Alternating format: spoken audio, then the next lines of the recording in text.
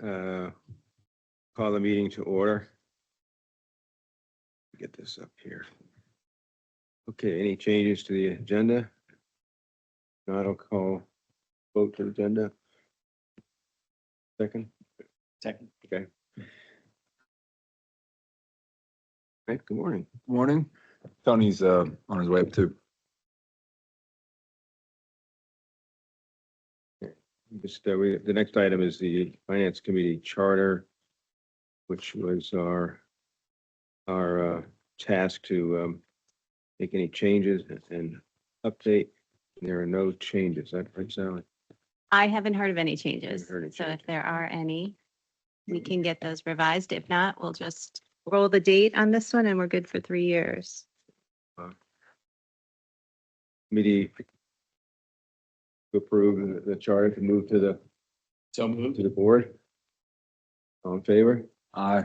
Okay, and this will go on consent, Sally, for the board. Okay. All right. Okay, we do our rate study. Yes. So take it away. Okay.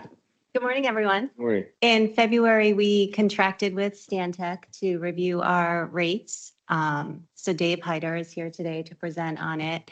I do want to say that there was a big effort.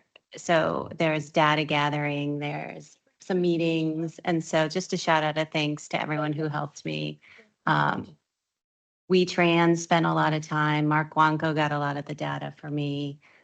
Jewel helped a lot in getting it over the finish line last week. So thank you to everyone who helped with the data collection. And now I'd like to introduce Dave Hyder. All right, good morning. Thanks, Morning, Sally. welcome. Morning. Thank you for having me. We'll make sure this works. Perfect. All right. Well, this morning I'm going to go through the rate study, and we do have a fair amount to cover. I know it's always very exciting to talk about water and sewer rates, but that's what we're going to talk about today. So we'll start and just talk about the user rates, go over some background in terms of the structure, the recommended rate adjustments. We'll look at some comparisons.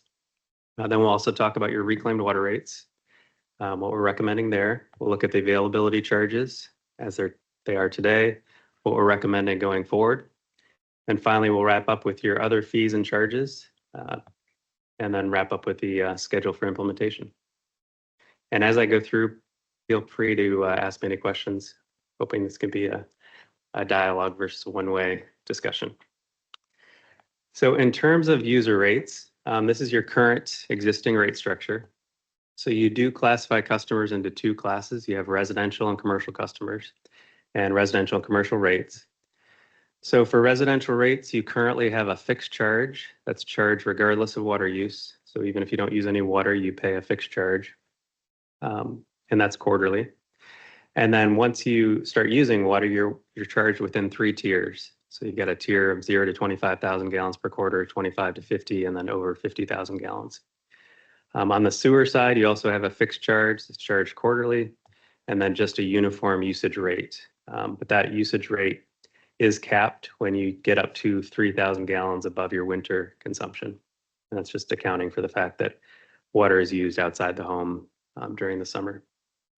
Your commercial rates include a fixed charge as well, and that's based on meter size. So the larger meter you have, the larger your fixed charge. And then you have a 2-tiered rate structure for commercial customers. Tier 1 is based on how much capacity you've purchased, so reserved capacity. And then tier 2 is consumption over that reserved capacity. Can I ask a question now, or do you want to wait until later? Please. Is it okay? Sure. Yeah. Whatever you prefer. Yeah, that's fine. I want to make sure I understood what you were saying about capacity, and then you said reserve capacity, and it says reserve capacity. Could you elaborate a little bit more on that? Sure. The concept of capacity is pretty clear, but reserve capacity is a little bit less clear. Yeah, so when somebody purchases capacity in the system, they're purchasing, you sell it basically in 50,000 gallon per quarter increments per ERC, so per equivalent residential connection. And so if I come in and I buy 2 ERCs, my first tier of usage is going to be 100,000 gallons per quarter. Once you're going above that, you're essentially using more capacity than you purchased when you join the system with your availability fee. And so you're essentially at that point renting capacity. You're paying for capacity you didn't purchase. When when we all use when the term reserve capacity is used, that's equivalent to the ERC Correct. number, and that gives you some threshold. And if you pass that, you're using more in your. Correct. Yep, that's Okay, right. I got Yep. it. Thank Yep, you. no problem. We still go back and true up if the capacity based on the meter size, find out they should have initially gotten a larger meter. We go back now, remember we had this problem years ago with picking the veterinarian. Yeah.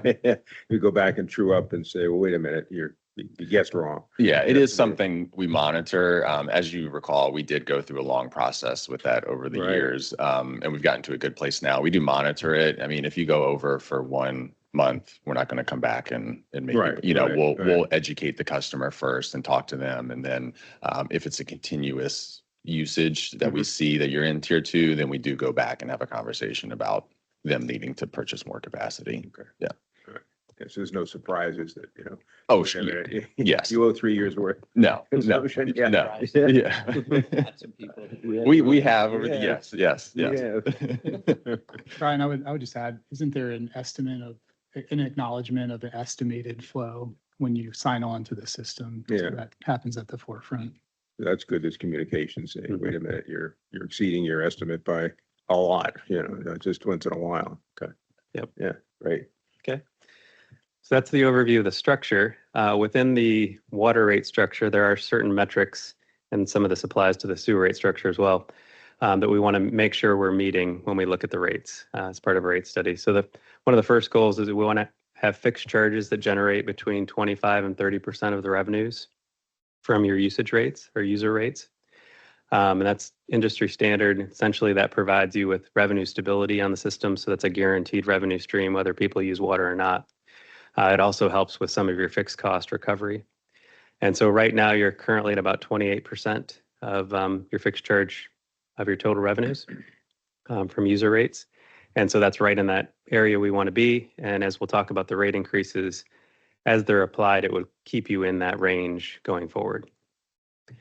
In terms of the residential tier 1 and 2, and then the commercial tier 1, the goal there is that would fund your O&M and debt service on the system. And then as we just talked about, when you get into tier 3 or commercial tier 2, you're essentially using more capacity than you purchased. So you're essentially renting capacity. And that's used to fund the contribution to the repair and replacement reserve. And it does allow you to fund an accelerated replacement of the water and sewer system needs. So that's really the goals of the rate structure.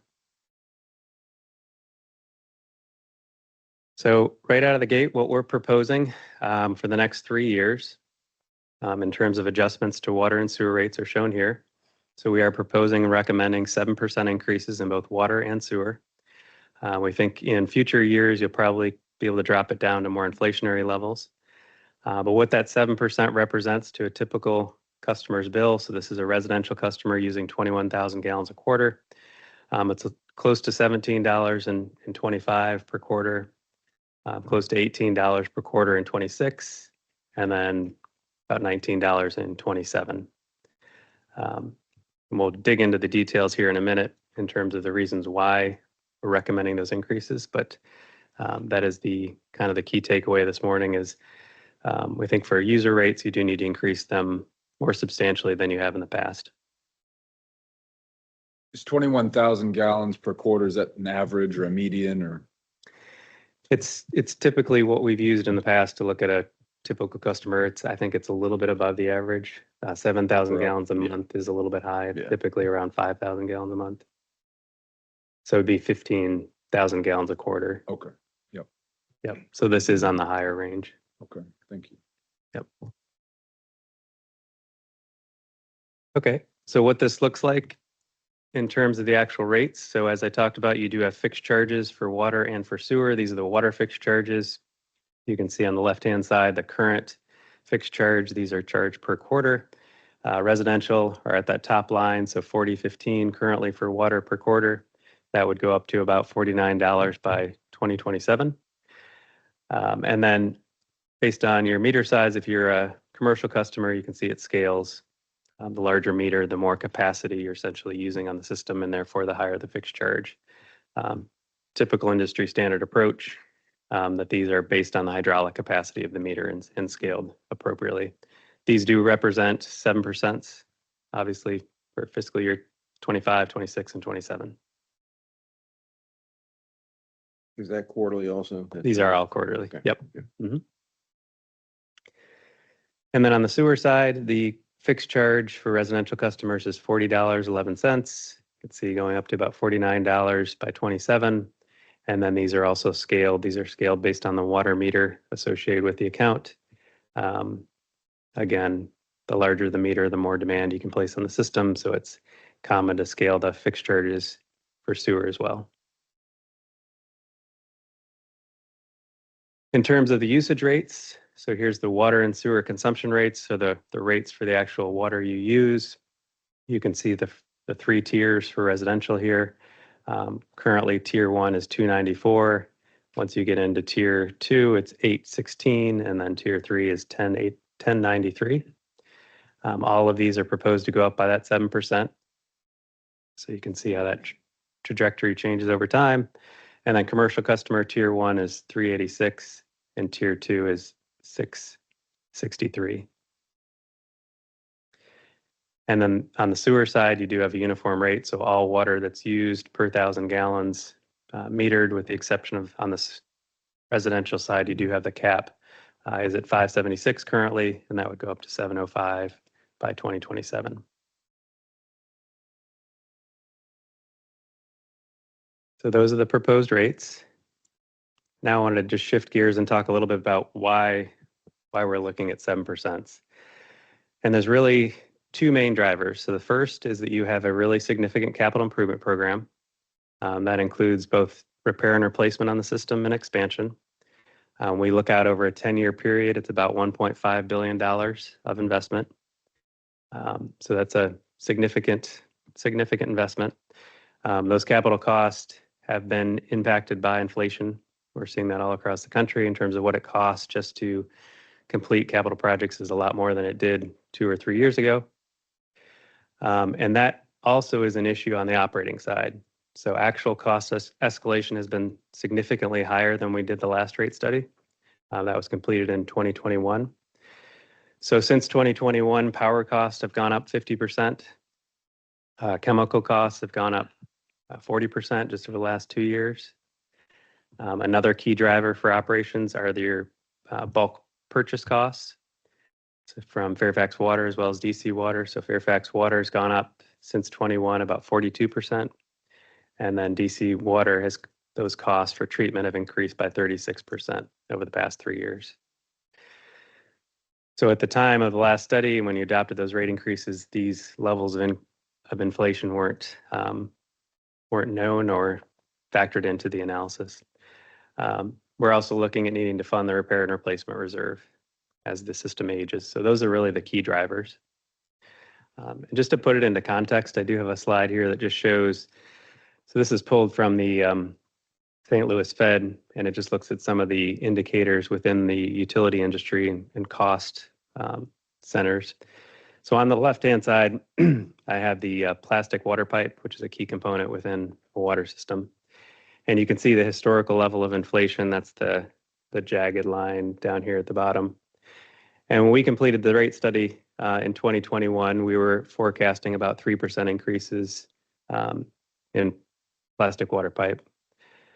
But in reality, this is what's happened. So plastic water pipe has increased 132% between 2020 and 2023. So obviously really significant increases there. Similarly, when we looked at the water treatment chemical index, we were forecasting around 3% going forward, and that's gone up about 31%. So very significant increases. Also on the construction side, when we look at the general construction cost, real consistent, about 3% per year was tracking for a very long time, over a decade. We forecasted that forward. It's actually gone up 33%. And then industrial construction, again, trajectory looks pretty historically around 3%. But then when we factored in what it's actually been. Yes, PVC? Why we, most of the pipe we put in is, Ductile Ductile iron, iron. but on the sewer side, we are using oh, you're plastic talking about. pipe. this. And Okay. so It's on we both sides. Yep. pulled that as really just one indicator of many, but all generally So many you're talking materials about follow sewer this side. trend. So those have all had a big impact. In terms of what we're forecasting going forward, we're not anticipating, hopefully, that inflation spikes up as it has been, but we are starting at a much higher level. So the budget that we now includes all those cost increases. So we're factoring from that point forward. We are assuming 5% increases in personnel, benefits, electricity, and then just general operating around 3%. But again, we're starting from a much higher point in terms of factoring in those cost increases. Yes, yep. So looking at over a 10-year projection period, yep. In terms of ERC growth, we are using the county's projections, but we did reduce those by 20%. So that's factoring in some conservatism there. But that's forecasted forward as we look at new accounts in the system as well as availability charge revenues. Between now and 2029, about 22% of the CIP is funded from user rates. But given that level of capital that we talked about, between 2025 and 2029, we're estimating you're going to need to borrow about $162 million. And that is a little bit higher than we forecasted in the last rate study. But again, that's due to cost increases in the magnitude of the capital improvement plan. Real quick, the ERC growth, Mhm.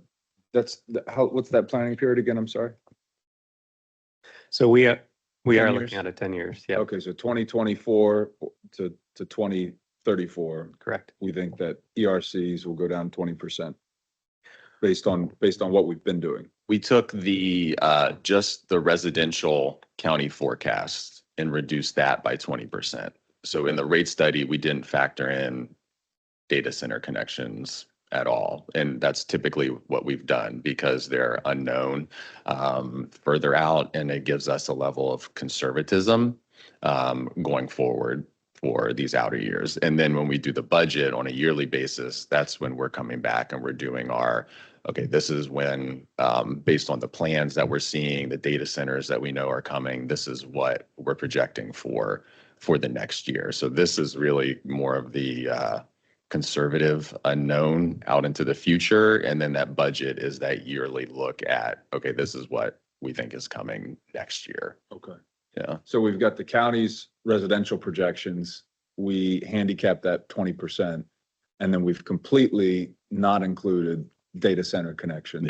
Yeah. Okay, so it's a very conservative number, Yeah. but for this exercise, probably not a And bad thing. Dave, I believe this is kind of industry standard to not really include commercial Yeah. growth in the rate studies. So unknown. Yeah. Well, that's been such a huge part of our revenue, so that's a big thing to leave off, Mhm. Mhm. a really big thing. What do we write, like, what was this year so far? We're like, We're over 3,000 connections. Yeah. And this is how we've always done rate studies. Yeah.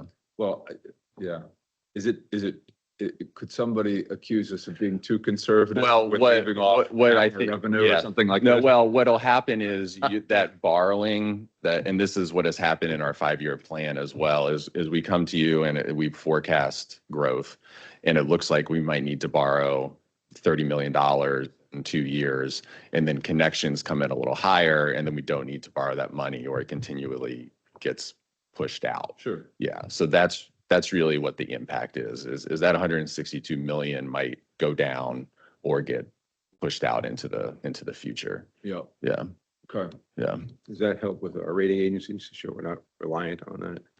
Yeah, and again, that's why you adopted that policy in 2018, and we're meeting with the rating agencies actually today Yeah, I know. to talk about this, and they're going to see this as well. And we Courtney at Davenport has looked and talked to Dave about all of this, and even if we have to borrow that 162 million, you're only debt funding 20% of the capital program, which is the envy of a lot of other utilities and authorities. So that was years ago, that was Moody's concern. That we Yes. too much reliance on Yes, it. So yes. Moody's, And I think it's this, Ongoing. yeah, Right. and we've tried to explain the rate study to them that we're not relying on, Yeah, that's. you know, and they didn't really believe it until you adopted the policy, but instead of you formalized it. Yeah, yeah, That's them. yeah. Yeah. All right, so one more metric, just in terms of funding of repair and replacement. You can see what the goal here is that we want to fund at least 50% of annual depreciation on the system. And with the plan and the capital projects that are included, we are funding between 64 and about 70% of annual depreciation on the system. So that's a good thing. You're not getting behind the curve in terms of reinvesting in the system. As your system ages, you're taking care of it and making those capital investments. So that is factored in as well. Why 60 or 70%? It's just, it's basically a reflection of what's programmed into your CIP. So that's essentially projects that are in there that are repair and replacement represent about 60 to 70% of your annual depreciation. Oh, okay, so this is, So it's not we're not targeting or saying we're only going to fund that amount. It's taking your CIP and saying, these are the projects you have planned. Are they a repair and replacement? They are. So, and they're representing that percentage of your annual depreciation. because isn't the idea that user rates go to fund 100% of repair and replace so that you're not using ERCs or connections for that? We're using ERCs for growth and capital That's correct. projects and so Yep. forth. Yep. So would these user rates fund our repair and replacement projects out into the foreseeable future? Or is there still a gap there based on these proposed user rates? Well, ultimately, I guess unless it's 100%, there'd be a little bit of a gap, but you are funding a repair and replacement reserve as well at the same time. And so that's kind of bringing that balance. It'd be extremely unique for a utility to be funding 100% of their repair and replacement. We would use debt Right. to fund the difference. Yep. Yeah. How close are we to funding our projected repair and replace with user rates? I mean, It's this year? Yeah. yeah, So, Yeah. so presumably, if I'm hearing, so like 30% difference here, we would have to fund with debt. Correct. Is that the idea? Yeah. Yep. Yeah. but oftentimes your annual depreciation is more aggressive than the actual depreciation of an asset. You may Mhm. depreciate a pipeline at 50 years, but that pipeline will probably last 70 to 80 years. So there's a factor there in terms of the actual useful life versus the accounting useful life as well. Is there any wisdom at looking at it from the goal of funding it without debt so that, 10 years from now, or a smaller amount of debt, given the variability of that, but so that you go, based on these user rates, we know that we can continue to operate the system without having to go and borrow some big chunk along the way. Inevitably, you will anyway, because there's unforeseen things like inflation happen, Right. costs go up, stuff happens. But is there any wisdom in that, or does that feel like it's too, why would we not do that? So the primary reason you wouldn't do that is, one, it's going to have a bigger impact on rates. But generally, the argument would be to use some blend, because if you think about it, if you're fully funding repair and replacement, you're making current customers pay for an asset that's going to last a long time. Mhm. And so it's not uncommon to issue some debt to align the repayment of that debt with the life of the asset. Even though the debt's going to be shorter, 20, 30-year debt, the asset's probably going to last 50, 60 years. But generally, that's been the argument within the industry, is that debt, it's not, there's obviously interest expense, so that's not great. But the reality is that it allows you to have more stability in your rates, and it also allows you to match the life of the asset with the payment of the asset from the customer. I don't know of any utility, quite honestly, that's funding. I shouldn't say that. I can't think of one off the top of my head that is funding all of their repair and replacement from user rates and not funding some from debt. That's generally the It reason. seems like the older a utility gets, the more underwater they come. If we look at towns or older Yes. utilities, and it seems to me that this dynamic would lend itself to that the older utility gets, user rates aren't covering 100% of repair and replace. Repair and replace continues to accelerate as the Right. system ages. And so you're having to lean more and more on debt. You have surprise bills and increases like Percival or others. And it sort of becomes that downward cycle that we've seen again and again. So that's Yeah. why I'm exploring that a little bit more with you. No, it's a good point. I would say, based on my experience, the communities that get into that trouble are generally funding 1%, 2% of annual depreciation. Mm. So you're way ahead of the curve in terms of being able to be in a position where you're going to avoid having to do that. Way, way ahead. You look at Baltimore, DC, these communities, they were just living on what had been invested and not repairing or replacing, and they're having to deal with those Hmm. really substantial issues going forward. Good observation. Neighboring municipalities, county, many of them are more mature than we are, yet their rates are higher. Right. That's probably a good reason Mhm. why. And there's been a continual discipline with us conducting these studies on these increments and taking a look every 3 years. And I think that's going to be important going forward. Mm-hmm. Mm-hmm. Yep. Okay. But good questions, certainly. So how do you compare to other jurisdictions? All the way down at the bottom, you can see your current bill per quarter. For somebody using 21,000 gallons is about $240 per quarter. With the 7% increases, that bring you up to 256. So you would move just above your current bill, wouldn't move you anywhere above anybody else. Important to note here that the only community that we know has published rates for next year is Fairfax County. So you can see where they're going from 318 up to 335. So I do want to say that this is a bit of an apples and oranges comparison. These are current rates, and then we're showing you obviously for next year. We do know most likely that Prince William County will be increasing rates over the next 3 years. We work for Percival and other communities, and they're all going to be likely increasing rates going forward as well. Hmm. So even after 3 years, my guess would be that you'd still be near the bottom. So just looking at that 256, if we increased that 30%, that would put us something like $330. But we're now completely covering repair and replace. So when we look at the future, we go, no surprises. We have no danger looming. Mhm. And that still puts us well within the range and really still significantly under. And again, maybe that's too extreme. So you go, well, let's not do 100, let's do 90, let's do 85, let's do 80. Mhm. I'm just throwing things out Mhm. here, but Yep.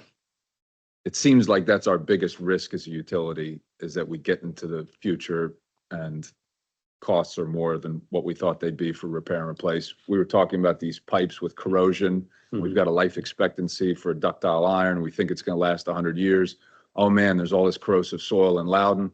The pipe's only lasting 70. Right. Okay, well now it's a lot more money. And so I don't know. I'm just throwing that out there. I don't disagree with you. I would just say the last rates, this is kind of Alton's point. We do it every 3 years. The last rate study, I think we were funding between 50 and 60% of R&R, and We're this moving in the is right direction. 60 to 7. Yeah.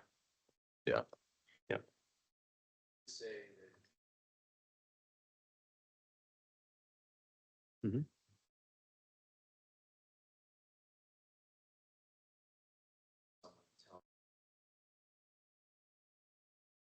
There's some communication that comes.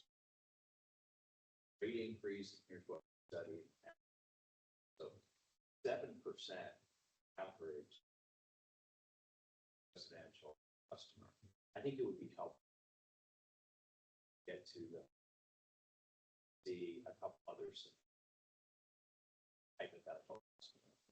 What do you think you're going to see for commercial user? Going to see for institutional, like a hospital or something. But I would explain that we have costs that have gone, just like everything. And in particular, cost of power and chemicals, plus the from Fairfax and DC, those are subject to increase. I'm sorry, Mr. Yod, is your microphone on, sir? I'm sorry, it is. I'm not close enough to it for you. Better? Getting messages people can't hear, so. Okay. Sorry. So when we get to, full board, if we could have some more scenarios, that'd be helpful. Mhm. I think I'm okay with the average 7% for the residential example. But I think some people probably are going to experience higher increases, so I'd like to see that. And the reasons for these increases has described and presented have been thorough and Mhm. understandable. What I would want to know also is that if you were, you had some pretty dramatic examples of increases for plastic pipe, for example, and then cost of construction and capital projects. So I don't think we're seeing that percentage off the charts increase in our CIP projects, although we monitor those and we see them through Mhm. Mr. Sultan's committee and then presented to the full board in summary fashion. I don't think I could attribute our rate increases to those two examples that you Mhm. gave. So it would be helpful just for a little bit of clarity on that. I think it was very interesting to be able to say, this is what we forecasted. Click, here is what the actual Right. rate of increase was. But I don't know, I think those were very dramatic increases. And I don't feel like the justification or influence on the rate study is really that strong for the examples that you gave it, because we would see it in our CIP projects. Right. I think one item, just to circle back, if I go back to these figures are actuals though, in terms of, I know it's just a line item within your budget, but these increases are what you've actually experienced in terms of purchase costs as well as power and chemicals. So maybe that's a more direct comparison. As I was saying back to you and teeing up the need for maybe some communication on it. I don't know what you're going to do to the customers, but I think something is needed. I would say those actuals starting with actual bullet and continued bullet, that's what I would quote as the reason for the increase, Right. reasonable. But those other dramatic increases, I think are less of a factor Right. actually from my perspective. Makes sense. Mr. To go back to ground zero, way back. We assume in the tier 0 to 25,000, 25,000. How did that number come about? Do you remember? I mean, that could have an effect on what you're doing too.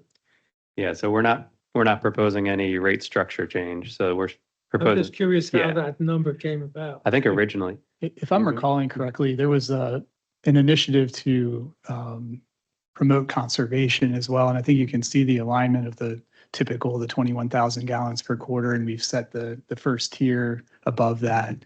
So we can capture most typical residential customers in their usage. And then beyond that, we know someone is stepping into a higher volume above the typical. So Okay, it was based on previous usage. mhm, mhm. yeah, I was just curious. an attempt to align, if you're in that first 25,000, you're probably using indoor, essential usage. And then once you step through, you're moving towards outdoor. And then once you're in tier 3, you're using excessive and renting capacity has been essentially the structure. I did want to circle back in terms of, because we're not changing the rate structure, and we can certainly include additional comparisons or bills, but if you don't change your usage quarter to quarter, your bill is going to go up 7%, whether you're commercial, whether you're industrial, whether you're residential, because we're doing across the board 7%. And so, if your bill is $1,000 a quarter, it's going to go up by $70. So that is consistent across the board, but I do agree. I think it'd be good to show some examples. But since we're not changing the structure, everybody's bill percentage wise will go up the same percentage, but dollar amount obviously different. Another thing I was thinking would be nice to see is since you have that number of 7%, you could show us, like one example could be we do the 7%, which is the recommended increase. And at that percentage, we can do this, this, and this, which we hope to do. At 6%, which is below the recommended amount or percentage, we don't think we would be able to do this or this. Hmm. We'd be able to do everything else. And at 5%, we don't think we'd be able to do this or this. I'm talking about high level bullet points, not some really drawn out Hmm. thing that would be hard to understand, but some high level bullet points of what you don't think you'd be able to do if we went a little bit lower than 7%. Not that that's where I'm at. I'm just trying, I would like to see, Mhm. okay, what if we do 6%? What if we do, personally, I'd like to see what if we do 5%, 6%, and 7%, and the pros and cons at a high level. Thank you. And then, another piece, how did we do over the last 3 years in the last rate study? How accurate were we? Did we factor everything in? Were we too high, too low? We right on Well, target? Our Do we know? expenses were definitely too low on power, Yeah, electricity, chemicals, Mhm. Fairfax water, all of those things. We were definitely way too low. Some things that came in higher on the revenue side, investments were much higher. We got more revenue from ERCs investments. ERCs were a little higher. So we were close on certain things and not so close on the power and Fairfax water. Yeah. so is the 7% factor in that we were too low? Is that, would have been 6% if we were accurate? Is that, It's or is that probably, unfair to say?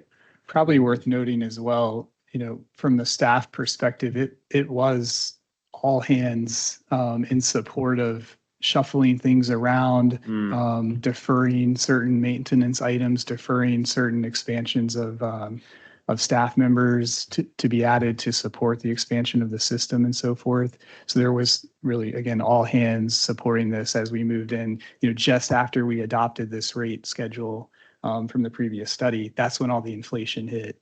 And Mr. Yudd, to your question, Dave, can we go back to slide 14? Just want to make sure, you know, so that we can come back with the appropriate information.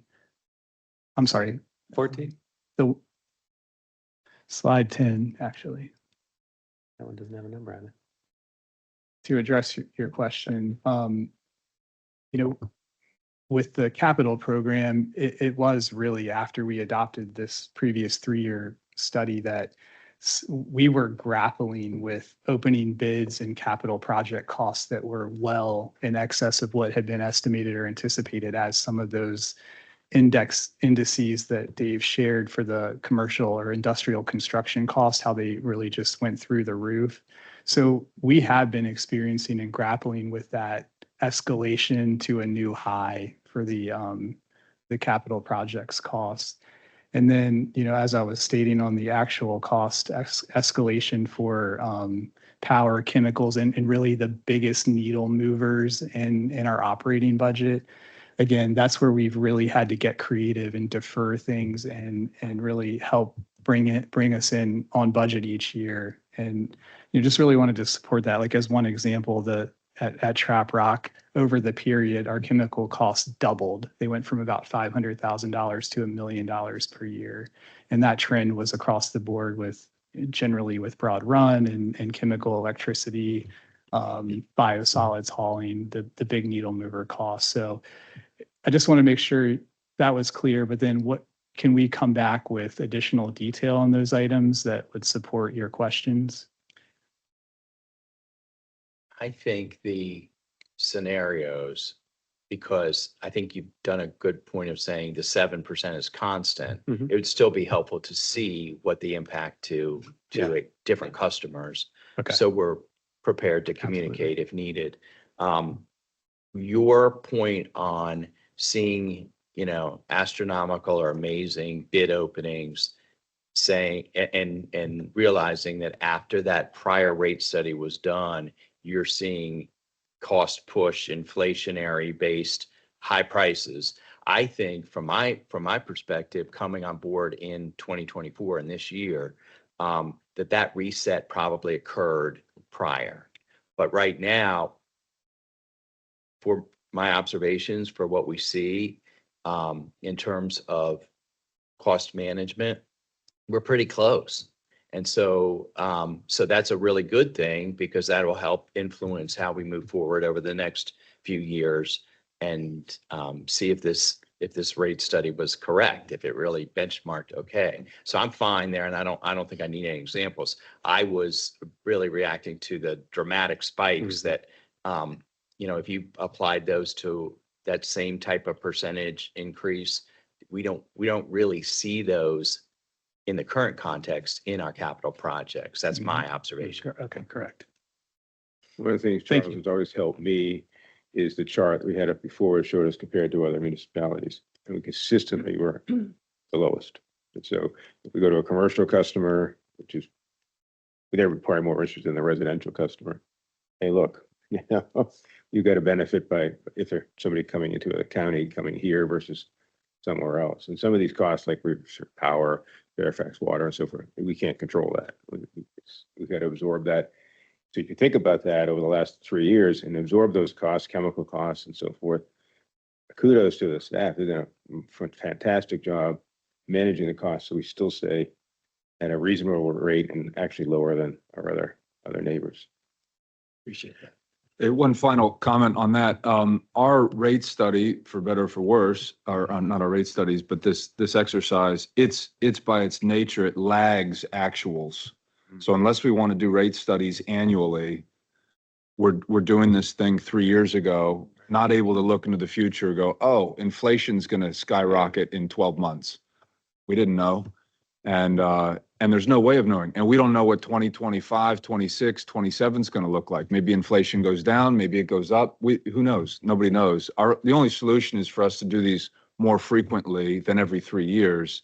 And we can talk about whether that's a pragmatic thing or not. But I think when we're communicating with the public, you go, this is a rearward facing thing. So we are catching up from the inflation of the past several years. While inflation's been going up, your water bill has not gone up. It's been at 3%, while everything else is going up 15%, 20%, 30%. That's the nature of this exercise, unless we want to do it annually. I would just say we used to do availability charge annually, and you know, we got some good feedback from the industry that they were looking for more certainty to build into their models. And so we were doing user rates 3 years, so we adopted a 3-year structure for those as well. So. And the time it takes and the cost to do a rate study. Correct. As you heard, we've been working on this for almost 9 to 10 months. Is that how long a rate study takes? Is 9 to 10 months? Yeah, of this size, yeah. So we would be perpetually just kind of rolling into the next rate study. Okay.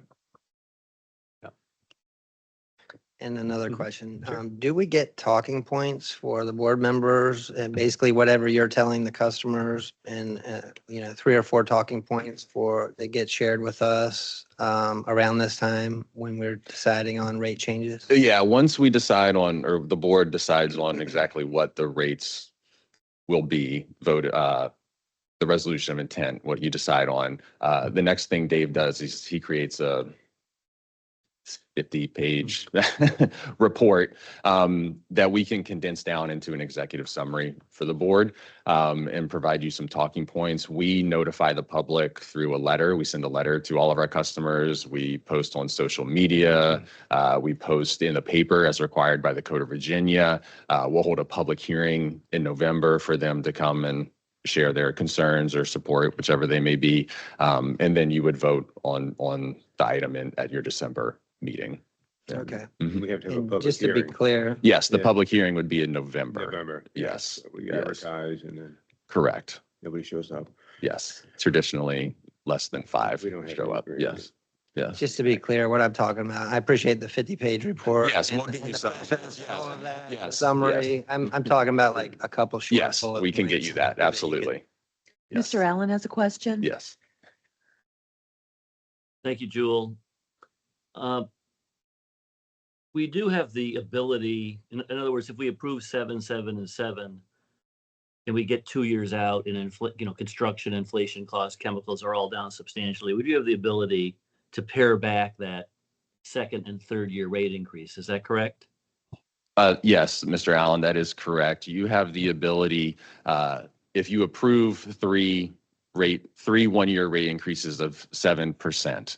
If we get to the end of year 2 and it feels like 7 is too much because we've seen a recession and costs have gone down, the board has the ability, without going through the public process, to reduce that 7% to whatever they would see fit. The board did that in 2020 for the 2021 rate. If you may recall, I think the rate increases were 3.5%. It was reduced to 2.5%, and you don't have to go through the public process for that. The board can take that action. Yeah, we did that right before inflation spiked, so I don't know Yes. how smart that was. And then another thing, this is kind of a strange question, but for me, the biggest reason for the 7-7-7 is a lot of us to play catch up. And the narrative around that seems logical, especially like Mr. Campbell just said, we've had runaway inflation for 3 years and your utility rates have barely gone up. So does it make sense to make year 1, let's say 9%, year 2, 7, and year 3, 5? Because then the narrative of the catch up seems to hold more water. And I think I did the math, and 9, 7, and 5 is exactly the same as 7, 7, and 7. So I don't know if that's just, chicanery and a shell game, or whether there's any psychological, meaningful strategy behind it. And that's more of, the rate studies answer to that. But I was just thinking about that. Sure, I can comment. I think you're right in terms of the financials. It wouldn't, obviously revenues would be a little bit higher in the first year and then trail off. So I don't think it would have an impact on your revenues in the system. Generally, what we like to try to do is have, stability and try to minimize rate spikes as much as possible. So you could argue that a 7% versus a 9 versus a 7 would be more substantial and potentially cause more rate shock. But that's really a philosophical point, I guess, in terms of what the community would feel in terms of how much more substantial 9 would be than 7. But generally, that's typically most communities try to have stability and try to limit the magnitude of a one-time rate increase. I think that's an interesting idea, Mr. Allen. How would that compare with what our neighboring jurisdictions are doing? If they're doing 12 and 15 in double digits, maybe 9 doesn't feel so bad. And then it's going down as well, so it's not staying static, and that would make people feel better as time moves on. How would that compare? Well, I think for the town of Leesburg, they're doing consistent 5-year rate increase. They're doing, it's about 8% on sewer and like less than 1% on water. They got away with that by reducing their cash reserve policy. So Sweet. But they're doing, I believe it's a consistent 5-year approval. Okay, for Leesburg. Yeah. What about like Fairfax County or Prince William, some of the larger authorities? Fairfax County, they only published a 1-year rate, so that's a 5% increase in fiscal year 25. Okay. They typically just adopt a 1-year rate adjustment. I know Percival's probably going to be substantial again in terms of. They're doing such a poor job. I mean, they're an outlier. They're so poor. Yeah. I'm not sure going forward on DC Water, but they've historically done level rate increases. What is the effect on an average customer? I'm the average customer sitting there, I see 9, 7, whatever. Oh, they're really looking into whether they need it. If I see 7, 7, 7, the average customer can say, well, they're just winging. I mean, is that? You could make that argument. I think the one question would be against it would be just is 9% going to cause some type of rate shock in terms of somebody's bill? Well, That's the primary issue. I don't see any issue financially or I think my concern would be that, given what we just experienced in the last couple of years with inflation and so forth, if we did that, I think it's a good idea, but if we did that in year 3 and we're at 5%, which, we got to go to 9% now. So this big spike at the next rate study. I'd be a little concerned about that to be a rate shock at that point. Yeah. Chair Kelly, Yeah. we're looking for a little bit more information as this travels from finance committee to the board. But I think generally, at least for myself, I'm comfortable with that 7% neighborhood. Do you think, based on the dialogue we've had with our members this morning, it would be helpful to see in those scenarios that I asked for about what bills look like, to also include a 9.75 or some tiered approach? Not that we're headed that way, but for the purposes of observation, comparison, discussion. Yeah. Okay. I do.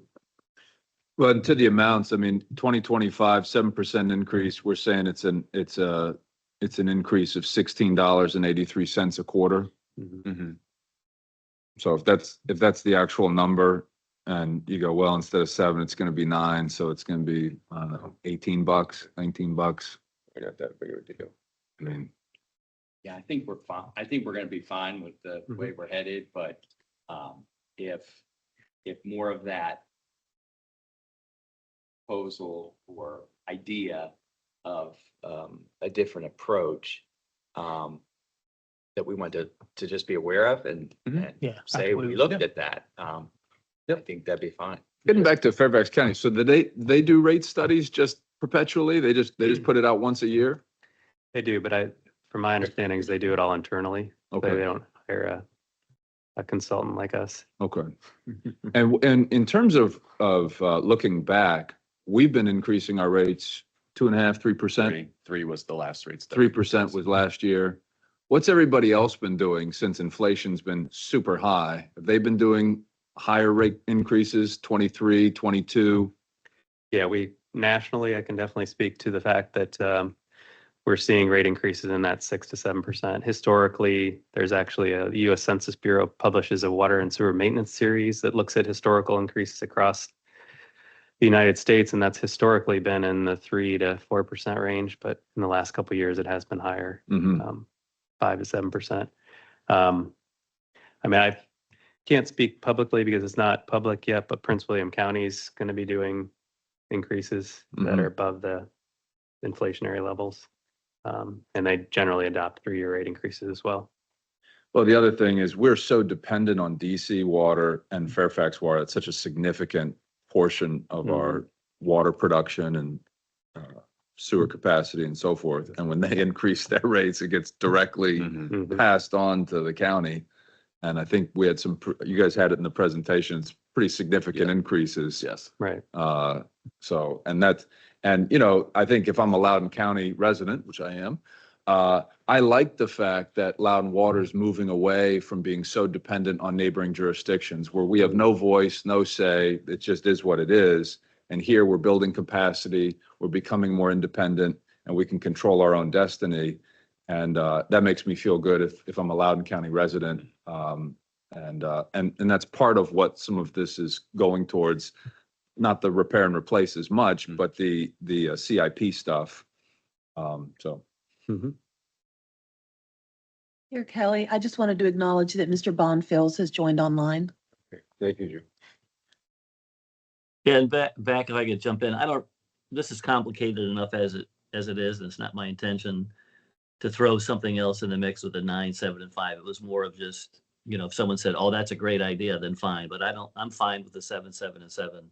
So I just wanted to make that known to everybody. Thank you. I like it, frankly. It doesn't mean we have to do it, but I think it's an intriguing idea. It's good to see, as Charles mentioned, it's good to see the scenarios and what it would look like. Yeah, we can certainly The pull those impact would together. be. Okay. So we're going from 3 to 9, basically. Yes. Okay. Yes. Yep. Okay, so now we're going to shift and talk about reclaimed water. Reclaimed water systems, obviously much smaller system. 2024 million gallons per day is about 2.25 million gallons per day. Over the forecast period of the next 5 years, we're forecasting that's going to be about 2.75 million gallons per day. So obviously a much smaller system. What we're recommending in terms of the rate increases, given the fact that it's linked to the cost that you incur at the Broad Run water reclamation facility, we are recommending that you increase the reclaimed water rates at the same rates that you're increasing the sewer rates. So 7% over the next 3 years. We can obviously run the 9.75 as well. But that's what we're recommending, is that you do need to increase your reclaimed water rates given the cost associated with providing reclaimed water. This is the current rate, $1.80 per 1,000 gallons for reclaimed water. With the 777, it would go up to $2.21 per 1,000 gallons by 2027. In terms of your reclaimed water rates, the key drivers, it's primarily the inflationary factors we've talked about, given the cost at the treatment plant. In terms of your operations, there are 2 full-time employees that are associated with reclaimed water. And chemicals and electricity are based upon the system demands. So that's one of the key drivers for the cost associated with reclaimed water. And then within reclaimed water, we are funding 50% of the annual depreciation on the system assets for repair and replacement reserve, so that over time you do have sufficient funds to make repair and replacements to the reclaimed water system. So any questions on reclaimed water before we shift to availability charges? Yeah, if we're doing 60, 70% of depreciated replacement on the residential side, why not do that here? And the primary reason here is you're not actually doing repair and replacement yet. This is more just setting aside for the future to repair and replace the system because it's so new. So it differs from water and sewer in that you actually have projects going in the ground. They're doing repair and replacement. So it's historically just been a policy that we want to maintain at least a contribution of 50%. So that's the reason for the difference. I mean, in my mind, I'm thinking the idea is you set aside a little bit of money over a long period of time. Right. So that when it does come, it's there. Right. And it's not going to hurt our data center friends here. And so if we know what we think it's going to cost to replace these pipes in X number of years, and we divide it by the number of years, something like this, I don't know why we wouldn't do that. Yeah. We can certainly run the numbers. One of the questions, or one of the issues with reclaimed water, is just the forecast demands. Because it is a smaller system, if you do see an accelerated growth in terms of reclaimed water use, the revenues generated would certainly surpass 50%. But we could run some numbers to look at, could you fund a higher percentage with the rates? Yeah, if we're at $1.80 per 1,000 and a residential tier 1's currently at $2.94, almost $3. I mean, we're significantly less. Right. And again, even if we're just matching it and we go, well, it's going to be 60 or 70% of repair and replace. I don't know. That's kind of where I would lean on that. Is there any indicators on the customers that rely on the reclaimed system, that their demand is increasing, or that there is increased demand? We had a discussion at our last full board meeting just about how water consumption for data center customers may not be accelerating in the future because the switch to air cooled or other mechanisms would lessen the demand for water. So is there any indication like that? Are we looking for that type of information? And then there's a relationship to what you were saying about system growth, or in my mind, it's a little bit finite because there's only so much distribution of it. So anyway, just I guess one question: are you monitoring or seeing any type of indicators that say reclaimed water usage may not be accelerating, may be leveling off, may be declining, anything like that?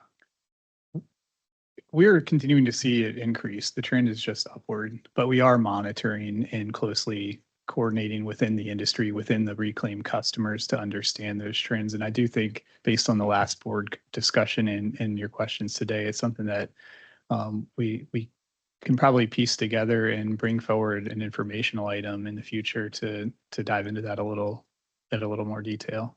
Okay, I mean, I think that might be helpful info moving forward because, and we gotta deal with the system. We gotta figure out, right now, we're talking about the rate and, what's gonna happen in the future. What are the likely influences that we'll need to deal with would be good to have. Well, I can just add the trend, it is hard to reflect in an average annual number because of what you're saying, their change in water usage. So as we add, more data centers, the hourly peak of reclaim that we supply is going up year over year, much more than that average annual because they're using as little as they can the rest of the year. So that's also just a tough statistic to really show the growth in the system. I'm not sure I followed that 100%, but if we add it into an item, that would Right. probably be helpful.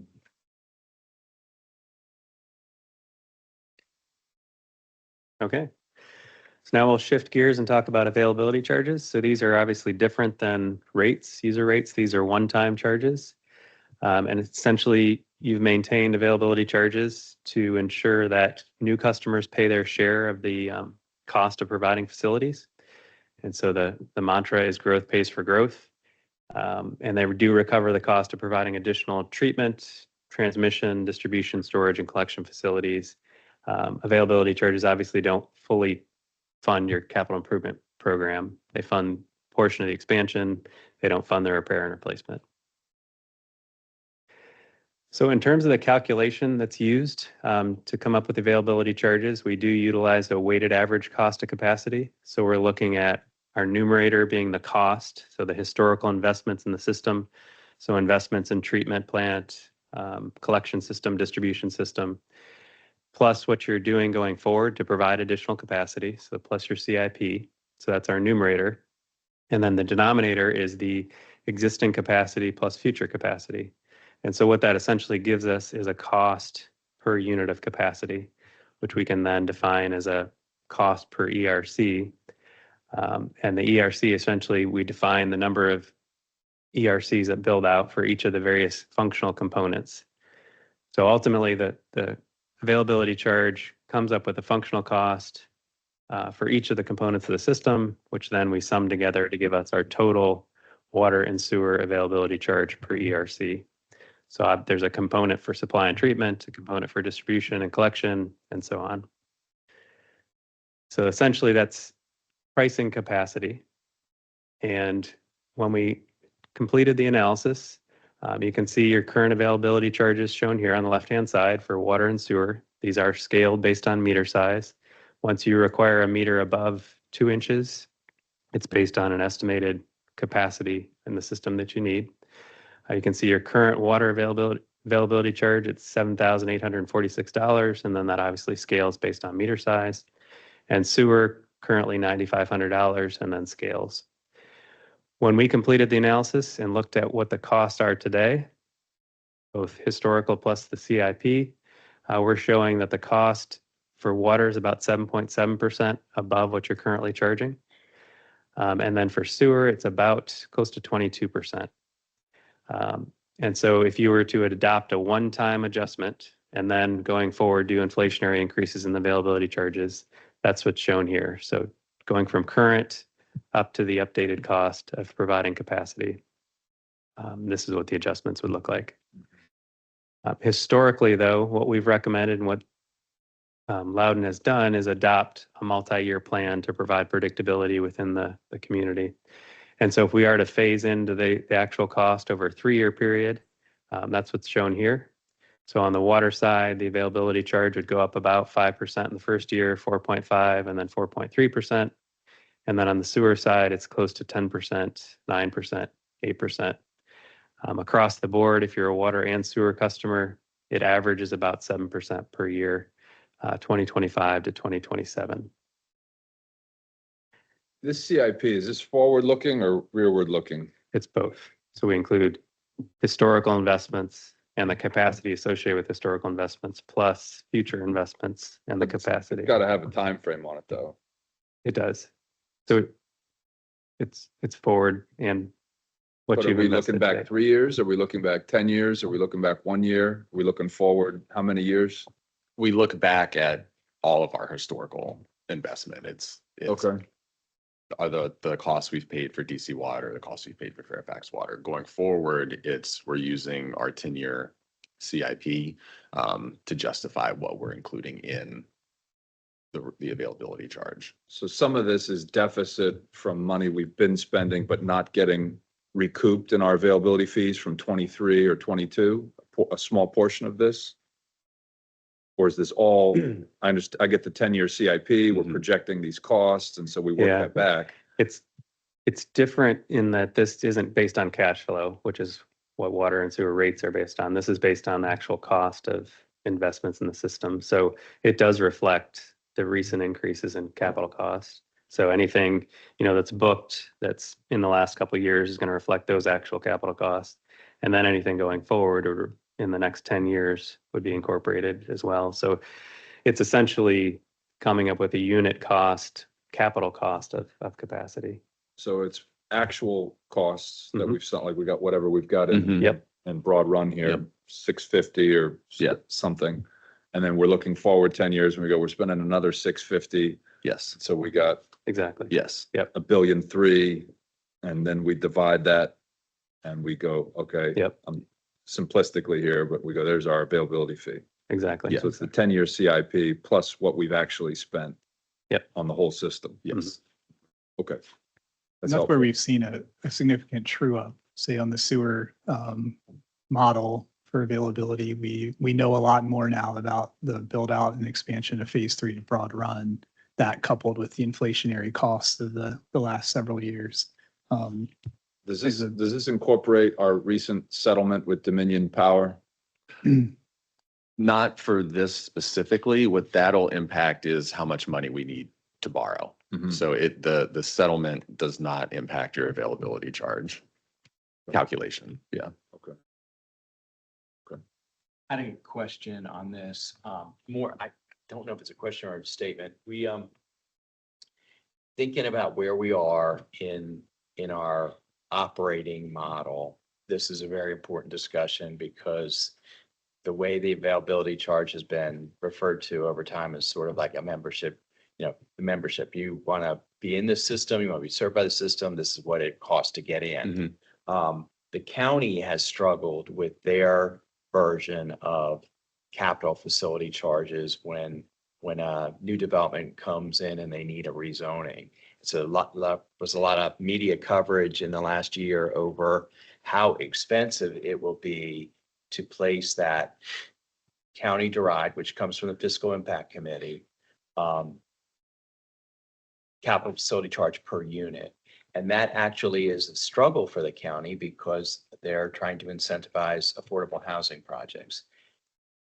I think I know the answer to this, but are you aware of, has the county come to Loudon Water to say anything about, hey, can you discount your availability for affordable projects? I do think there's been some projects where just as an incentive, the developers have been looking for some relief. So do you have any position on that? Yeah, we've talked to McGuire Woods about the possibility of discounting availability charges, and the Code of Virginia does not allow authorities to discount availability charges. So when we get inquiries from affordable housing developers, we always ask them to talk to the county because they have programs where they can use money to pay our availability charges. But as an authority, we are not allowed to reduce charges. I would bet that is once adopted by a sanitation authority or a local utility, the once adopted availability charge cannot be discounted or reduced. But we are about ready to adopt. So prior to adoption, is there flexibility in in the regulations to do that. And I'm not advocating for it. I'm just asking because we're all appointed by the Board of Supervisors. That's their hot topic. And Yeah, likely we could be asked about that. the advice we've always gotten from, and Dave, you can jump in what you've seen, but is we're not allowed to treat like customers differently. The cost of water capacity is the cost of water capacity, no matter what This type has of. come up from time to Yeah. time, and it's been affordable housing, it's been disabled veterans, it's been different groups that have asked for some sort of, relief or discount. And we just can't. We're not permitted by the code of Virginia, as I understand it. Yeah, I want to chime in. It's a common question across the country in terms of how to deal with this because it is an issue. It impacts the cost of housing. But another issue associated with it is how do you enforce that it's going to remain affordable housing? So if you give a discount and then it changes over time and things like that has been problematic as well. So haven't seen anybody solve it yet in terms of that issue. Generally, it needs to come from a different source than the water provider in terms of the reduction.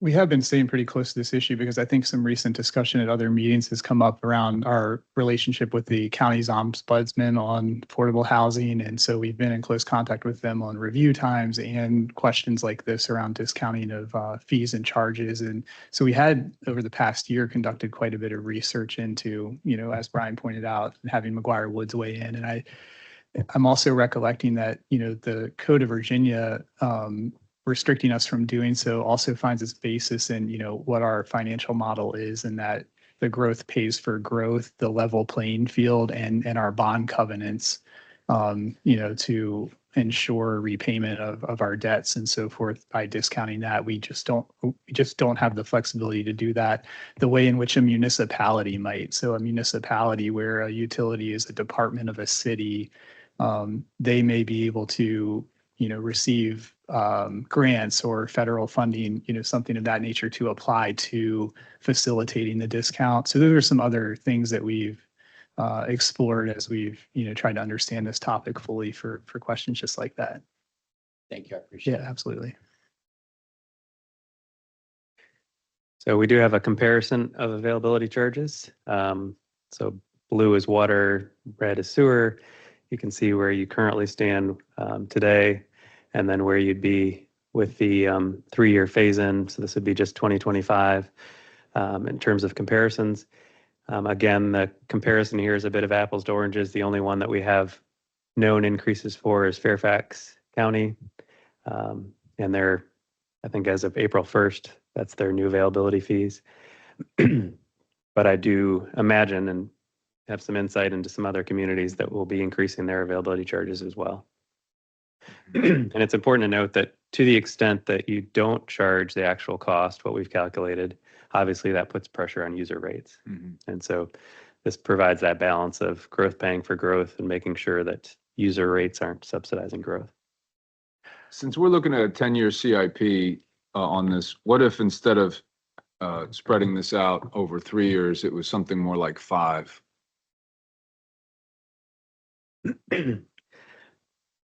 You could do something like that.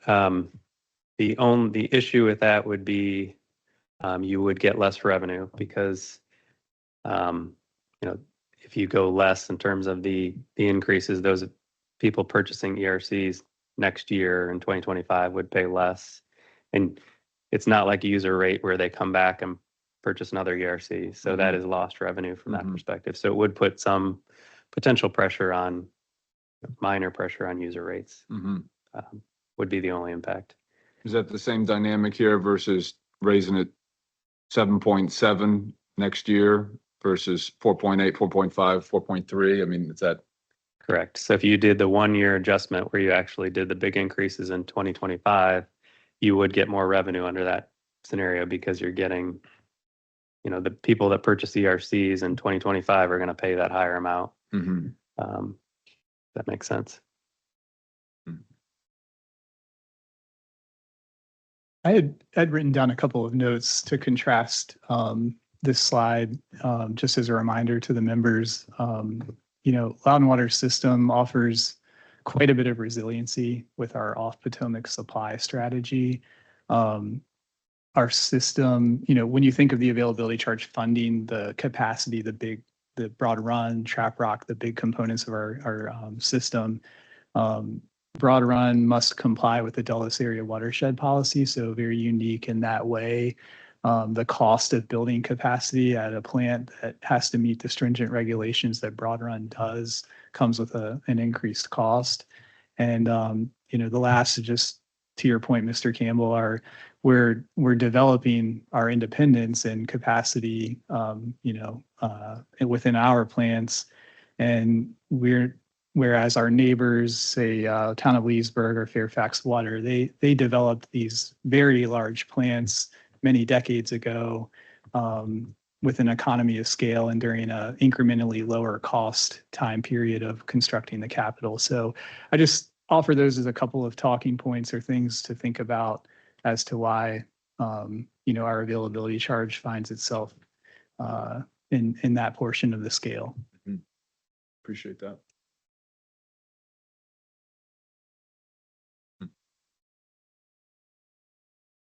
Okay, so last topic is other fees and charges. So this was a comprehensive rate study. So we did look at the majority of all the fees and charges that you impose.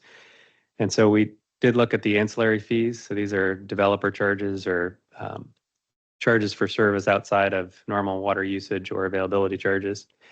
And these fees are based on the material costs that you incur in going out and connecting a customer or things of that sort, as well as the labor. And both of those have increased pretty substantially over the past couple of years due to inflation. So that's being factored in. We're also, based on discussions with staff, recommending some of the ancillary fee structures be updated. For example, the inspection fee, currently there's a minimum. So if you go out and do the inspection, there's a minimum charge that includes 100 linear feet of inspection. We're recommending that you change that to just a base charge. So a base charge regardless of the linear feet that's inspected, plus a charge per linear foot. We're recommending that you update the percentage applied for inspection fees for vertical projects. It's currently 2% across the board, regardless of the size of the project, and we'll talk more about that in a minute. And then also recommending that you change the connection charge and make that a meter charge that would cover the cost of meter handling, so the storage of the meter, the labor and materials associated with that, and then that's added to the cost of the meter for somebody that's connecting to the system. Across the board, we are recommending that you update the fees based upon the costs for 2025 and then increase them going forward at 3% per year to reflect inflation in 26 and 27. And so a lot of detail here. These are some of the key fees in terms of the current fees and then what we're recommending over the next 3 years. So the first one's the plan review. You currently have a minimum, as I mentioned, and then the per linear foot charge. And then going forward, you can see the minimum going from 560 up to 610, and then 630, and then 650. And then the per linear foot for the plan review is shown for water, for sewer, and for reclaimed. And then the inspection fees, as I mentioned, you currently have a minimum. It includes 100 linear feet associated with that inspection. We're recommending that in 2025, you change that to a base charge. And then for each linear foot associated with the inspection, you would charge what's shown on the screen. Record drawings, no change in the structure, just increasing them based upon what it actually costs you to provide record drawings. Same with CCTV fees. And then the final one down at the bottom, these are the plan reviews for vertical projects. As it stands right now, regardless of the cost of the project, so if it's a $20 million project or a $5 million project, the plan review fees are 2.5% of that cost of that project. What we're recommending based on discussions with staff is applying a sliding scale. So the more expensive or costly the project, the sliding scale of percentage to come up with the plan review costs. So that it's not just a flat across the board 2.5%. And then finally, all your other fees as they're shown currently. So hydrant flow, test, meter charge. I won't list them all here, but again, what we're recommending is that you increase the fees in 2025 to bring them up to what it's actually costing to provide the service, and then do the inflationary increases in 26 and 27. It's important to note that some of these are, more substantial increases, but that's based upon the fact that it's what it's actually costing you to have staff out in the field and the materials and labor associated with that. And these are just inspection fees? What are, a grinder fee, like, is that going towards the actual grinder pump? Or is that just, what are we doing with that? Yeah, that one specifically, the cost hasn't been increased since 2010. Okay, And it's really just covering the cost of parts and labor. okay. So you get a grinder pump for that grinder fee? Yes. Okay. Yeah, and Like we buy it and then how does that work? Are we the ones sourcing the grinder pumps, for instance? Okay, so the It- meters, the grinders, these things, we source them. It says it's a one-time fee. I don't know this. Let me just read my notes. Sure. It's a one-time fee that covers the entire life of that property. So we pay a third party for the service, and the equipment and labor costs have increased significantly since 2010. So does that include the annual maintenance on those things? Yes, so anytime a grinder customer has a maintenance concern, we have a program in place where they contact a third-party vendor that we work with that comes out and services the grinder pump or the chamber. So we take care of that maintenance, so. Is in that short, included in that $9,500? Yes. Okay. yes. And how long is that out? Like in Hamilton, we had a sewer service area and we had all these grinder pumps, and the town contracted with a third party. And every year, whatever the schedule was, they'd go out and make sure the grinder pumps were being maintained properly and so forth. And that was just baked into the fee for the special sewer service area. How do we do that for something like this? So this is meant to cover the lifetime of the connection. Okay, So it provides for the initial installation and the R&R of that pump chamber and pump. but the pump will need replacing at some point and so forth. So is that, Yeah, so the pumps typically last like 12 to 15 years is the estimate, but we are finding that they do last longer. It really depends on how the customer uses it. Are they using it properly? And so sometimes they last longer than others.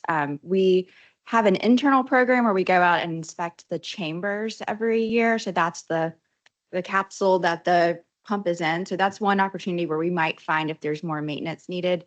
But typically our third party goes out just when there's an issue that needs to be resolved. So they're on call for any types of maintenance problems that the customer identifies. But if we see something while we're out in our regular inspections of the property, then we would take care of that at that point. makes sense. So the grinders are our property. Yeah. And so just like ductile iron and all the other infrastructure, it just gets lumped into our R&R stuff over time. And we'll go, all right, these grinders need to be replaced in 2030 something and so forth. Yeah, and this fee accounts for basically paying for the grinder and then one replacement over the life of that property, plus the maintenance and labor for different issues that may come up over time. Okay, great. Great. That makes sense. Thank you. Starting to look like bank fees. We're getting into the weeds. But to Charles's point, it might be helpful if we, in our example, we just pick a typical commercial customer, not a data center. Mhm. Retail customer, what have you, hardware store, whatever. And kind of build a scenario, what's it gonna cost? I'm coming into the county, what's it gonna cost me? Hook up to all these different fees, and some of these are future fees, but some of them are connection fees and so forth. Sure. What would it look like if you were a typical Mhm. customer, so that you're not blown away to go, wait a minute, what does all this mean? Mhm. You know? All right. So final item is just to talk about the schedule for implementation. So our assumption is that these rates would be effective January 1 of next year. And so in order for that to happen, you'd have to, in October, adopt a resolution of intent.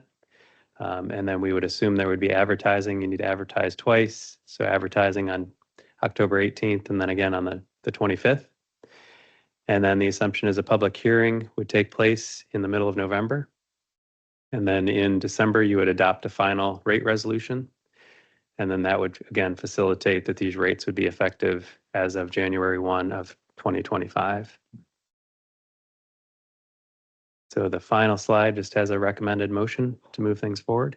And just one note, the November 14th date is the date of your board meeting. And so what we would do is we would see what would come out of your committee, your October committees, and then we could adjust the start of the board meeting to possibly later if needed. So you're not having to wait around for too long in between the board meeting and the rate hearing. Okay, got it, okay. Just a question on the motion, since the committee is recommending to the board to adopt attached user rates, is that assume the 777 scenario in the resolution of intent? Do we need to amend that, or is? the Yeah, we resolution of can, intent just you enough to can cover? amend the motion, move the recommendation to the board. Because I know we want to come back with some different possibilities here for you. Well, to discuss rather than adopt, Yeah, that's good. Yeah. say discuss and Mhm. potentially adopt, or just Yes. discuss maybe. Yeah, to discuss. Okay, Yeah. I'll make a motion then. I move the recommendation to the board to discuss the attached resolution of intent to revise user rates, reclaim water rates, availability charges, and other fees and charges. Set a public hearing date of November 14th, 2024 at 6 p.m. to present proposed rates to all interested parties, advertise the proposed revisions as is required, and implement the customer communication plan. Second. In favor? Aye. All right. Okay. Good, we'll move it to the board. Thank you. Thank you. Thank you, appreciate it. Yeah. Well, I don't want to speak for Mr. Kelly, but I would assume that that is action. Action, oh yeah, Yes. sorry, action, yeah, action. Oh yeah, so we're discussing. We just unilaterally decided. you Hey, know? on the plan review fees, what's the intent behind that? Is it just that we recapture staff time reviewing? Is that the idea? Yeah, and we also, Alton jump in, but we also have a third party, I believe, that we consult with, or, Record drawing. yeah, for record, sorry, that's for record drawing, but yeah, it's staff time basically is what we're recovering. for Is it these. 2.5%, 1.5% fee? Is that the best way to capture that? So I'm just thinking, like, if I've got a $5 million building and I got a $15 million building, to some extent, I got to look at all the same stuff, but the difference in price for the review fee is pretty significant. And so I'm just asking, is that the right way to try to capture staff's time? Is the value of the construction itself?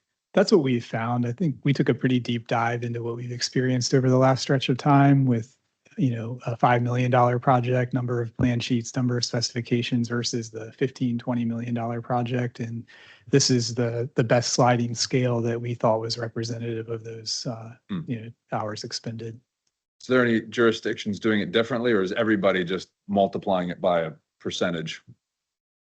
Actually, what you're doing is somewhat unique. It's not uncommon because you have, for vertical projects, to just do linear footage, which undercharges what it actually cost you. So you're a bit more progressive and more accurately recovering the cost.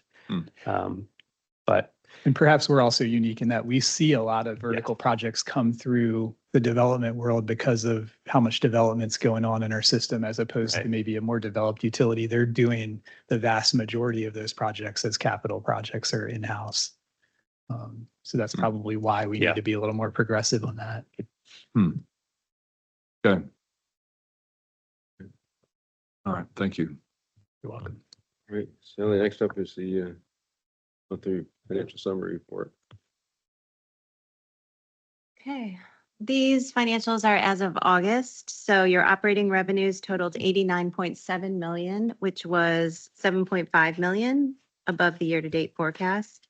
Non-operating revenues total 61.1 million, which is 26.9 million over the year-to-date forecast. So all those blue lines are above the green reforecast lines, they're budget lines. I did want to.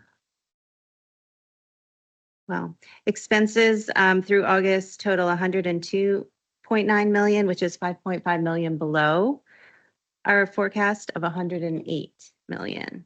And then operating expenses total 52.5 million, which is again 5.1 million below the projections. Would you mind scrolling down for me, Nathan? My little mouse isn't scrolling. Thank you. Yes, next page, please. Okay, our ERCs as of August have surpassed our mid-year reforecast. So we are at 3,060 as of August. And I just looked this morning, we're up to 3,330. So a bunch of multifamily connections happened. So we will continue to see how much more we get for the end of the year. The breakout, you can see that we are at 43% are data centers out of our total connections as of August. And then I broke down for you the fees too from each of the sources of connections. And then CIP expenses as of August, we are at 97% of the reforecast. So we've spent 69.2 million year to date versus our forecast of 71.4. And then we just break that out, talking about which come from availability charges versus user rates. So those show the differences there of what's paying for what. And that's it for August. That's money left from Artie for the rest of the year, right? So I'm still struggling a little bit with our user rates because we're discounting our residential by 20, which makes total sense, but we're completely leaving out our non-residential revenue, which is 43% when we're establishing our user rates here looking forward. And that's just such a huge amount of revenue, 43%. Currently, I know it's just this, so I don't know what it is for the year. It's still a significant amount of revenue for the year. And so I'm just wondering, I'm all for conservatism. Do we account for 10% of it? Something? If I'm a Loudoun County resident, I go, sure, you're setting my user rates, but you're leaving off 40% of your revenue as you're establishing. Well, everybody's all for conservatism. I think we need to be conservative as a utility. But that feels to me like we're going a little beyond conservative and we're sandbagging here at that level. Is there a bit of a misnomer there? Because the discounting of the ERCs and the user rate model is really just those potential customers' In our usage, continuing service usages. And yes, they are higher demand usages, but as a proportion of 88,000 connections, it's a much smaller percentage. I think we just have to keep that in mind. Yeah, I would say, again, I think the biggest impact that you're going to see is on your availability charge and how much money we're going to get from that. And then that will determine how much money we need to borrow. So if I'm not understanding it, that's okay. Help me understand then. So when we're setting user rates and we're setting availability fees, we're looking at the amount of revenue that we're projecting. We're looking at the total cumulative cost for running the system, building the system. And then we're working out revenue expenses, what those payments need to be for availability fees and user rates. But if we're leaving off on the revenue side, the revenue that's coming in from data centers, and maybe that's what I'm misunderstanding. That's how I was taking it. Is that what we're doing, or we're not doing that? So your user rates are going to fund your day-to-day expenses, the power, the chemicals, the Fairfax water, our staff time. It's going to fund your 100% of your interest and 30% of your principal. Okay. And then it's also going to fund your R&R capital projects. And then your availability fees are going to fund your other capital projects, your growth related projects. So the expansion of Broad Run. And so if we end up with 20% more connections, we're going to see our availability charges increase. Or sorry, our revenue from availability charges increase. And so the funding that we would need to pay for Broad Run, instead of needing $20 million in bonds, we can now use that $20 million in extra availability charges that we got. But to Alton's point, the the usage revenue is so minor in the total system, that it's not really going to change your rates for users. So it's only on the user side that we're leaving out the commercial? Yeah, for the availability charge, we're looking at how much it costs to buy into the system. Yep. And then that's how much a new connection has to pay to get into.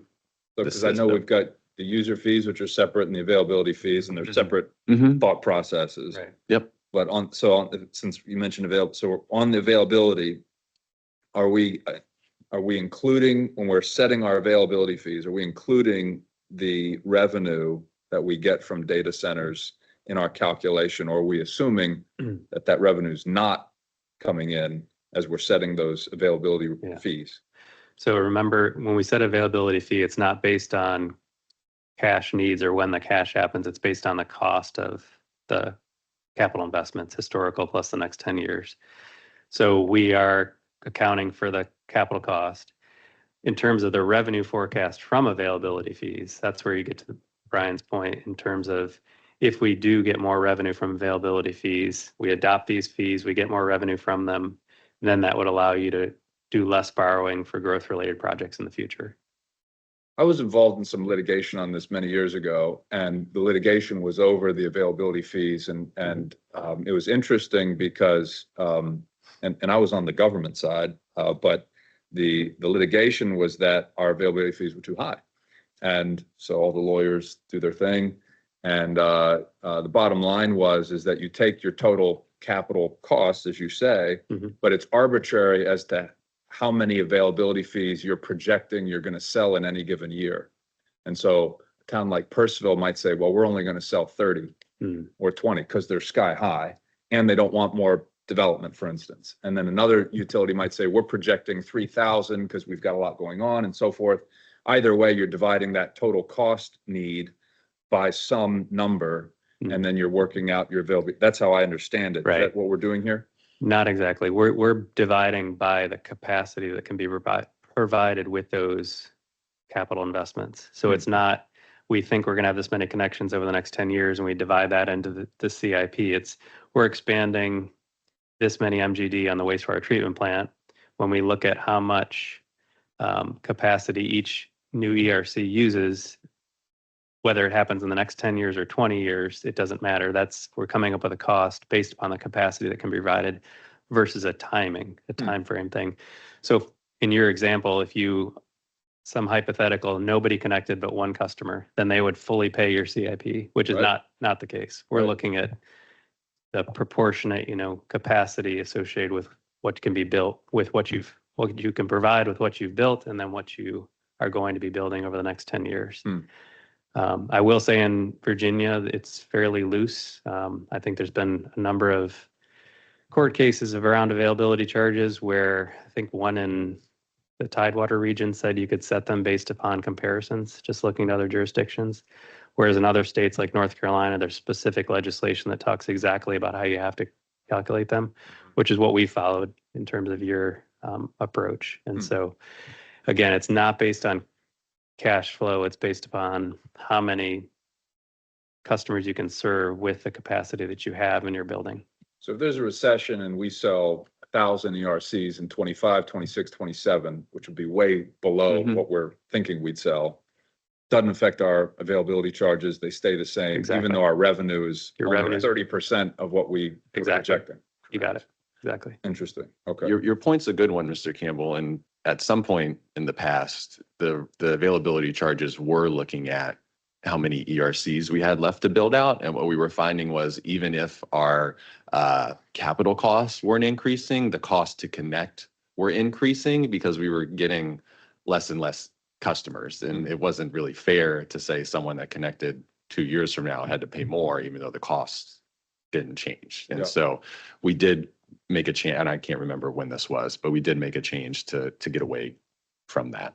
Okay. Okay. So that's helpful. So then on the user rates, which was in our presentation, we're saying on the user rates, we're disregarding the non-residential revenue that we're getting from users, and we're using just the residential base to establish what we project our revenue to be. Am I capturing that correctly or butchering it? we're using the growth in residential customers. We're not including growth in commercial customers, but commercial customers current to the system, the revenue you generate from them is certainly factored in. Okay, so we're capturing current, but if we get a whole bunch of data centers or commercial development in 27, 28, 29, that's not factored in to our user rates that we're establishing. And we're saying that because it's user rates, that it's not that much revenue, even though it's a significant amount of our availability phase. We're saying on the user rate side, it's not as much.